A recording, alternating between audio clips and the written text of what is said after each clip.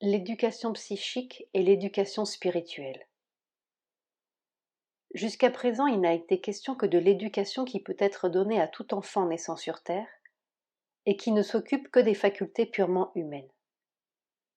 Mais il n'est pas inévitable de s'en tenir là.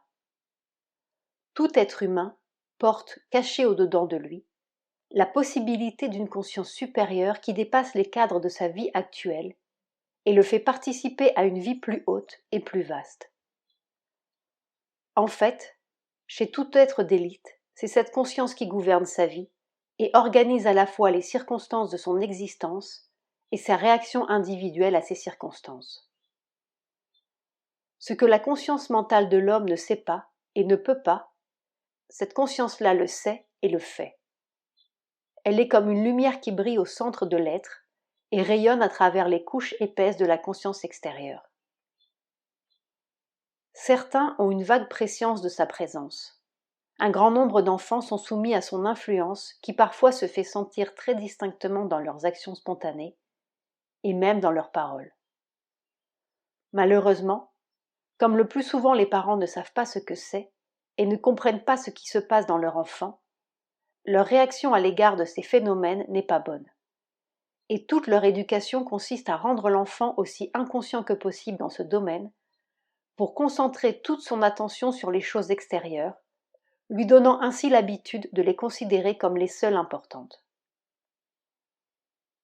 Il est vrai que cette concentration sur les choses extérieures est très utile, pourvu qu'elle soit faite de la bonne manière. Les trois éducations, physique, vitale et mentale, s'occupent de cela, et on pourrait les définir comme le moyen de construire la personnalité, de faire surgir l'individu de la masse amorphe et subconsciente pour en faire une entité bien définie et consciente d'elle-même. Avec l'éducation psychique, nous abordons le problème du vrai mobile de l'existence, de la raison d'être de la vie sur Terre, de la découverte à laquelle cette vie doit mener et du résultat de cette découverte, la consécration de l'individu à son propre éternel. D'une façon assez générale, on associe cette découverte à un sentiment mystique et à une vie religieuse, parce que ce sont surtout les religions qui se sont occupées de cet aspect de la vie. Mais il n'en est pas nécessairement ainsi, et si l'on remplace la notion mystique de Dieu par la notion plus philosophique de vérité, la découverte restera essentiellement la même, mais la route pour y arriver pourra être parcourue par le positiviste le plus intransigeant. Car pour se préparer à une vie psychique, les notions et idées mentales n'ont qu'une importance très secondaire. La chose importante, c'est l'expérience vécue. Elle porte sa réalité et sa force en elle-même, indépendante de toute théorie qui peut la précéder, l'accompagner ou la suivre. Car le plus souvent les théories ne sont que des explications que l'on se donne à soi-même pour avoir plus ou moins l'illusion de la connaissance. Suivant le milieu dans lequel il est né et l'éducation qu'il a reçue, l'homme revêt de noms différents l'idéal ou l'absolu qu'il s'efforce d'atteindre. L'expérience, si elle est sincère, est essentiellement la même. Ce sont seulement les mots et les phrases dans lesquelles elle se formule qui diffèrent suivant la conviction et l'éducation mentale de celui qui a l'expérience. Toute formulation n'est donc qu'une approximation qui doit progresser et se préciser à mesure que l'expérience devient de plus en plus précise et coordonnée. Cependant, pour tracer les grandes lignes de l'éducation psychique, il faut donner une idée, si relative soit-elle, de ce que l'on veut dire par être psychique. On pourrait dire par exemple que la création d'un être individuel provient de la projection, dans l'espace et le temps, d'un des innombrables possibles latents dans l'origine suprême de toute manifestation, qui par l'intermédiaire de la conscience unique et universelle, se concrétise en la loi ou la vérité d'un individu et devient ainsi, par un développement progressif, son âme ou être psychique. J'insiste sur le fait que ce qui est dit ici brièvement n'a pas la prétention d'être un exposé complet de la réalité et n'épuise pas le sujet. Il s'en faut même de beaucoup. C'est seulement une explication très succincte donnée dans un but pratique afin qu'elle serve de base à l'éducation dont nous voulons nous occuper. C'est par l'intermédiaire de cette présence psychique que la vérité d'un être individuel entre en contact avec lui et les circonstances de son existence. Dans la plupart des cas, cette présence agit de derrière un voile, pour ainsi dire méconnue et ignorée. Mais pour certains, elle est perceptible et son action est reconnaissable. Chez quelques-uns même, un très petit nombre, la présence devient tangible et son action tout à fait effective. Ceux-là avancent dans la vie avec une assurance et une certitude particulières. Ils sont les maîtres de leur destinée. C'est dans le but d'obtenir cette maîtrise et de devenir conscient de la présence psychique que l'éducation psychique doit être pratiquée. Mais pour cela, un facteur spécial est requis, c'est la volonté personnelle. Car jusqu'à présent, la découverte de l'être psychique et l'identification avec lui ne font pas partie des sujets d'éducation reconnus, et quoique dans des ouvrages spéciaux on puisse trouver des indications utiles pour la pratique, et que dans des cas exceptionnels on puisse avoir la bonne fortune de rencontrer quelqu'un qui est capable de montrer le chemin et d'aider à le parcourir, le plus souvent, la tentative est laissée à l'initiative privée. La découverte est une affaire personnelle et une grande détermination, une forte volonté et une persévérance inlassable sont indispensables pour atteindre le but. Chacun doit, pour ainsi dire, tracer sa propre route à travers ses propres difficultés. Le but est en quelque sorte connu, car la plupart de ceux qui l'ont atteint l'ont décrit plus ou moins clairement. Mais la plus grande valeur de la découverte vient de sa spontanéité, de son ingénuité, et elle échappe aux lois mentales ordinaires. C'est pourquoi, le plus souvent, celui qui veut s'engager dans cette aventure va d'abord à la recherche de quelqu'un qui l'a entreprise avec succès et qui pourra le soutenir et l'éclairer sur la route.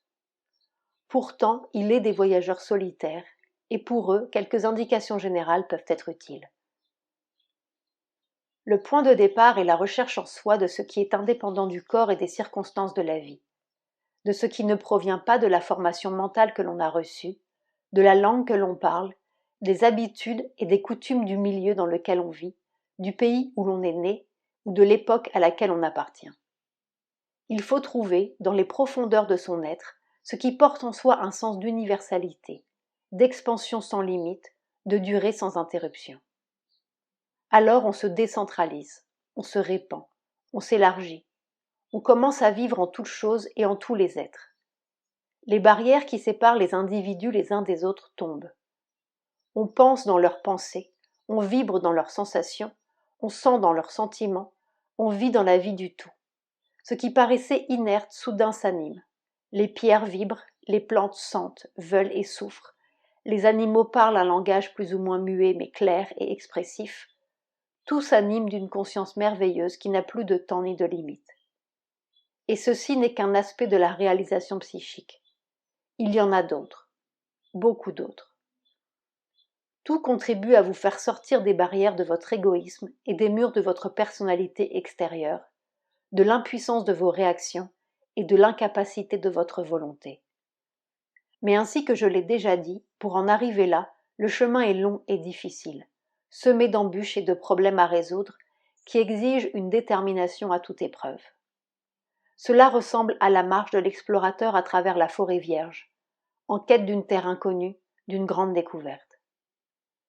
L'être psychique aussi est une grande découverte, demandant, pour être faite, au moins autant d'intrépidité et d'endurance que la découverte de continents nouveaux. Pour celui qui est résolu à l'entreprendre, un nombre de simples conseils pourront être utiles. En voici quelques-uns. Le premier point, et peut-être le plus important, est que le mental est incapable de juger des choses spirituelles. Tous ceux qui ont écrit sur le sujet l'ont dit. Mais très peu nombreux sont ceux qui l'ont mis en pratique, et pourtant, pour avancer sur le chemin, il est absolument indispensable de s'abstenir de toute opinion et de toute réaction mentale. Renonce à toute recherche personnelle de confort, de satisfaction, de jouissance ou de bonheur. Sois seulement un feu brûlant pour le progrès, et prends tout ce qui vient à toi comme une aide pour progresser, et accomplis immédiatement le progrès requis. Tâche de prendre plaisir à tout ce que tu fais, mais le plaisir ne doit jamais être le mobile de ton action. Ne deviens jamais excité, nerveux ni agité. Reste parfaitement calme en face de toutes circonstances. Et pourtant, sois toujours en éveil pour trouver le progrès qu'il te reste à faire, et pour le faire sans perdre de temps. Ne prends jamais les événements physiques pour ce qu'ils semblent être. Ils sont toujours des essais maladroits pour exprimer quelque chose d'autre qui est la vraie chose et échappe à notre compréhension superficielle. Ne te plains jamais de la conduite de quelqu'un, à moins que tu n'aies le pouvoir de changer dans sa nature ce qui le fait agir ainsi. Et si tu as ce pouvoir, accomplis le changement au lieu de te plaindre. Quoi que ce soit que tu fasses, n'oublie jamais le but que tu t'es proposé. Dans l'entreprise de cette grande découverte, il n'y a pas de petites et de grandes choses. Toutes sont également importantes et peuvent contribuer à son succès ou bien le retarder. Ainsi, avant de manger, concentre-toi quelques secondes dans l'aspiration que cette nourriture que tu vas absorber apporte à ton corps la substance nécessaire pour servir de base solide à ton effort vers la grande découverte, et lui confère l'énergie de la persistance et de la persévérance dans l'effort. Avant de t'endormir, concentre-toi quelques secondes dans l'aspiration que le sommeil répare la fatigue de tes nerfs, apporte à ton cerveau le calme et la tranquillité, afin qu'après avoir dormi, tu puisses reprendre avec une ardeur renouvelée ta marche sur le chemin de la grande découverte. Avant d'agir, concentre-toi dans la volonté que ton action aide, et en tout cas n'entrave en rien ta marche en avant vers la grande découverte. Quand tu parles, avant que les mots ne sortent de ta bouche, concentre-toi juste assez de temps pour contrôler tes paroles et ne laisser passer que celles qui sont absolument nécessaires, et seulement celles-là qui ne peuvent en rien nuire à ton progrès sur le chemin de la grande découverte. En résumé, n'oublie jamais la raison et le but de ta vie. Laisse la volonté de la grande découverte planer constamment au-dessus de toi, de ce que tu fais et de ce que tu es, comme un immense oiseau de lumière dominant tous les mouvements de ton être. Devant l'inlassable persistance de ton effort, une porte intérieure s'ouvrira soudain, et tu surgiras dans une splendeur éblouissante qui t'apportera la certitude de l'immortalité, l'expérience concrète que tu as toujours vécue et que tu vivras toujours, que les formes extérieures seules sont périssables, et que par rapport à ce que tu es en réalité, ces formes sont semblables à des habits que l'on rejette quand ils sont usés. Alors tu te dresseras libre de toute chaîne, et au lieu d'avancer péniblement sous le poids des circonstances que la nature t'imposait, et que tu devais subir et porter si tu ne voulais pas être écrasé par elle, tu pourras marcher droit et ferme, conscient de ton destin, maître de ta vie. Et pourtant, ce détachement de tout esclavage à la chair, cette libération de tout attachement personnel, n'est pas l'accomplissement suprême. Il est d'autres pas à franchir avant d'atteindre au sommet. Et ces pas eux-mêmes pourront et devront être suivis d'autres qui ouvriront les portes de l'avenir. Ce sont ces prochains pas qui vont faire l'objet de ce que j'appelle l'éducation spirituelle. Mais avant d'aborder cette nouvelle étape et de traiter la question en détail, une explication devient nécessaire. Pourquoi une distinction est-elle faite entre l'éducation psychique, dont nous venons de parler, et l'éducation spirituelle, dont nous allons nous occuper maintenant? Car les deux sont généralement confondus sous le terme global de discipline yogique, quoique les buts auxquels elles tendent soient très différents, l'un étant une réalisation supérieure sur la terre, l'autre une fuite hors de toute manifestation terrestre et même hors de l'univers tout entier, un retour à ce qui n'est pas manifesté. On peut donc dire que la vie psychique, c'est la vie immortelle, le temps sans fin, l'espace sans limite, le changement perpétuellement progressif, la continuité ininterrompue dans l'univers en forme. Tandis que la conscience spirituelle, c'est vivre l'infini et l'éternité, c'est être projeté hors de toute création, hors du temps et de l'espace. Pour devenir conscient de son être psychique et vivre une vie psychique, il faut abolir en soi tout égoïsme. Mais pour vivre vraiment la vie spirituelle, on ne doit plus avoir d'ego. Ici encore, dans l'éducation spirituelle, le but que l'on se propose sera, dans la formulation mentale, revêtu de noms divers, suivant le milieu dans lequel on a été formé, le chemin que l'on a parcouru et les affinités de son tempérament. Ceux qui ont une tendance religieuse l'appelleront Dieu, et leur effort spirituel consistera à vouloir s'identifier au Dieu transcendant, au-dessus de toute forme, par opposition au Dieu immanent qui habite en chaque forme. D'autres l'appelleront l'absolu ou l'origine suprême, d'autres le nirvana, d'autres la seule réalité, considérant le monde comme une illusion irréelle. D'autres l'unique vérité, traitant toute manifestation de mensonge. En chacune de ces expressions, il y a un élément correct, mais toutes sont incomplètes, n'exprimant qu'un aspect de ce qui est. Pourtant, là aussi, la formulation mentale n'a pas beaucoup d'importance, et une fois les étapes intermédiaires franchies, l'expérience est identique. Dans tous les cas, le don total de soi est le point de départ le plus efficace, la méthode la plus prompte. D'ailleurs, il n'est pas de joie plus parfaite que celle du don total de soi à ce qui est au sommet de sa conception. Pour certains, ce sera la notion de Dieu, pour d'autres, celle de la perfection. Si ce don est fait avec persistance et ardeur, un moment vient où l'on dépasse le concept pour aboutir à une expérience qui échappe à toute description, mais qui, presque toujours, est identique dans ses effets. À mesure aussi que le don de soi sera plus parfait et plus intégral, il s'accompagnera de l'aspiration à une identification, une fusion totale avec ce à quoi on s'est donné, et peu à peu, cette aspiration aura raison de toutes les différences, de toutes les résistances, surtout si à l'aspiration vient s'ajouter un amour intense et spontané, car alors rien ne peut plus s'opposer à son élan victorieux. Il y a une différence essentielle entre cette identification et celle avec l'être psychique. Cette dernière peut être rendue de plus en plus durable, et dans certains cas, elle devient permanente, et ne quitte plus jamais celui qui l'a réalisée, quelles que soient ses activités extérieures. C'est-à-dire qu'elle n'est plus seulement obtenue en méditation et en concentration, mais que ses effets se font sentir à tous les moments de l'existence, pendant le sommeil aussi bien que pendant la veille. Tout au contraire, la libération de toute forme et l'identification avec ce qui est au-delà de la forme ne peut pas durer d'une façon absolue, car elle amènerait automatiquement la dissolution de la forme matérielle. Certaines traditions disent que cette dissolution se produit inévitablement dans les 20 jours qui suivent l'identification totale. Pourtant, il n'en est pas nécessairement ainsi, et même quand l'expérience n'est que momentanée, elle produit dans la conscience des résultats qui ne s'effacent point et ont des répercussions sur tous les états intérieurs et extérieurs de l'être. De plus, une fois que l'identification a été obtenue, elle est renouvelable à volonté, pourvu qu'on sache se remettre dans des conditions identiques. Cette immersion dans le sans-forme est la suprême libération recherchée par ceux qui veulent échapper à une existence qui n'a plus d'attrait pour eux. Qu'ils ne soient pas satisfaits du monde dans sa forme actuelle n'a rien de surprenant.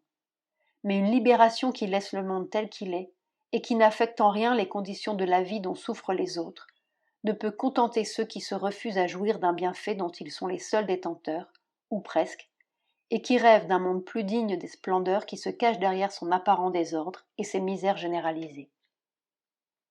Ils rêvent de faire profiter les autres des merveilles qu'ils ont découvertes dans leur exploration intérieure.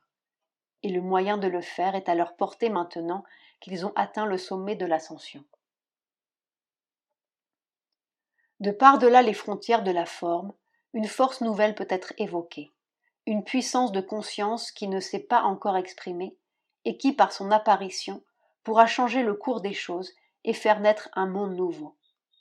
Car la vraie solution au problème de la souffrance, de l'ignorance et de la mort n'est pas une fuite individuelle hors des misères terrestres par l'annihilation dans le non manifesté, ni une problématique fuite collective hors de la souffrance universelle par un retour intégral et définitif de la création à son créateur, guérissant ainsi l'univers par son abolition, mais une transformation, une transfiguration totale de la matière, amenée par la continuation logique de la marche ascendante de la nature dans son progrès vers la perfection, la création d'un type nouveau qui sera à l'homme ce que l'homme est à l'animal et qui manifestera sur terre une force nouvelle, une conscience nouvelle, un pouvoir nouveau. Alors commencera ainsi une nouvelle éducation qui peut être appelée l'éducation supramentale et qui, par son action toute puissante, agira non seulement sur la conscience des êtres individuels, mais sur la substance dont ils sont façonnés et sur le milieu dans lequel ils vivent. à l'encontre des éducations dont nous avons parlé précédemment, qui progressent de bas en haut par un mouvement ascendant des diverses parties de l'être, l'éducation supramentale progressera de haut en bas dans une influence se propageant d'état d'être en état d'être pour atteindre finalement le physique. La transformation de ce dernier ne prendra place de façon visible que lorsque les états d'être intérieurs seront déjà considérablement transformés. Il est donc tout à fait déraisonnable de vouloir se rendre compte de la présence supramentale par les apparences physiques, car celles-ci seront les dernières à être changées et la force supramentale peut être à l'œuvre dans un individu longtemps avant que quelque chose ne devienne perceptible dans sa vie corporelle. Pour résumer, on peut dire que l'éducation supramentale aura pour effet non plus une formation progressive de la nature humaine et un croissant développement de ses facultés latentes, mais une transformation de la nature elle-même, une transfiguration de l'être dans sa totalité, une ascension nouvelle de l'espèce au-delà et au-dessus de l'homme vers le surhomme, pour aboutir à l'apparition d'une race divine sur la Terre. Bulletin, février 1952. Éducation, la mère.